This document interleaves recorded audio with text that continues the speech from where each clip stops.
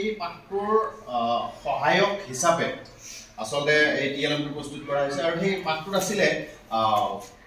মানে যুক্তাক্ষৰ ছাত্ৰ ছাত্ৰীক আমি যুক্তাক্ষৰখিনি কেনেকৈ শিকাম তাৰ আলমলৈ মই প্ৰস্তুত কৰিছোঁ যেহেতু আমি জানো প্ৰথম শ্ৰেণীৰ ছাত্ৰ ছাত্ৰীসকলে বৰ্ণৰ পৰিচয়টো সুন্দৰকৈ পাই আহিছে আৰু দ্বিতীয় শ্ৰেণীত যেতিয়ালৈকে যাব দ্বিতীয় শ্ৰেণী যোৱাৰ লগে লগে সিহঁতৰ যুক্তাক্ষৰৰ কথাখিনি আহি পৰে আৰু সেই যুক্তাক্ষৰৰ ধাৰণাটো সুস্পষ্ট কৰিবৰ কাৰণে মই প্ৰথমতে ছাত্ৰ ছাত্ৰীক ঠিক এনেকুৱা ধৰণে বৰ্ণ কিছুমান যোগ কৰি দেখুৱাম দন্তীয় ত যোগ ৰ এতিয়া দন্তীয় ত যোগ ৰ হ'লে আচলতে যুক্তাক্ষৰটো কি হ'ব আমি বেলেগ কেইখনমান কাৰ্ড ইয়াত প্ৰস্তুত কৰা হৈছে ত যোগ ৰ লগ লাগি যে ত্ৰ হয় এইটো আমি সুন্দৰকৈ কি কৰিব পাৰিম সিহঁতক বুজাব পাৰিম তাৰ লগে লগে এই ত্ৰ যুক্তাক্ষৰটো লগ হৈ আমি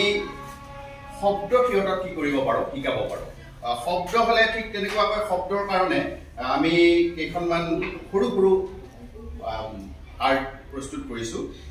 মই বেছি ডাঙৰ মানে বেছি বৰ্ণ থকা শব্দ কিয় নল'লোঁ যিহেতু সিহঁত দ্বিতীয় শ্ৰেণীৰ ছাত্ৰ ছাত্ৰী গতিকে সহজতে যাতে মানে শব্দখিনি সিহঁতে চিনি পায় বা যুক্তাক্ষৰটো চিনি পায় তাৰ আলমৰে আচলতে এই ত যোগ ৰ তইতে ত্ৰ তাৰ লগত জড়িত এটা শব্দ ক্ষুদ্ৰ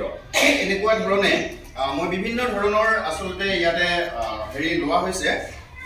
এইটো তালব্য খ যোগ ৰ ঠিক তেনেকৈ গ যোগ ম ক যোগ দন্ত্য খ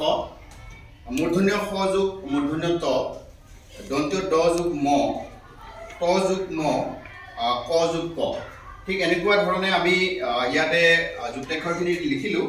আৰু শব্দবিলাকো লিখিলোঁ আৰু ইয়াৰে লগতে সিহঁতক যেতিয়া ধৰা হ'ল যিহেতু আমাৰ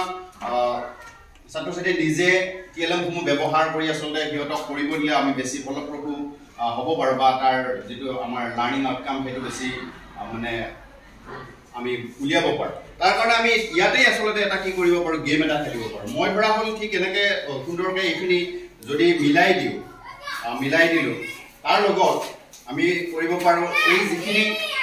আছে আমি উলট পালটকৈ কি কৰিব পাৰোঁ ইয়াতে দিব পাৰোঁ উলট পালটকৈ যদি দি দিওঁ তাৰপিছত মই সিহঁতক ডাইৰেক্টলি ক'ব পাৰোঁ যে তোমালোকে এতিয়া এইখিনি আমি যিহেতু শিকিলোঁ এতিয়া তোমালোকে মেটচিং কৰাচোন বাৰু কোনটো কাৰ লগত যেনিবা মেটচিং কৰিব পাৰি আৰু তাৰ লগতে ইয়াতে আৰু কেইটামান শব্দ লিখিব লাগিছিল সেইখিনি যদি সময়ৰ অভাৱৰ কাৰণে কৰিব নোৱাৰিলোঁ এইখিনিতো আৰু সিহঁতক কি কৰিব পাৰোঁ আমি চিনাক্তকৰণৰ কাৰণে দিব পাৰোঁ গতিকে ঠিক এনেকুৱা ধৰণে মই ভাবিছোঁ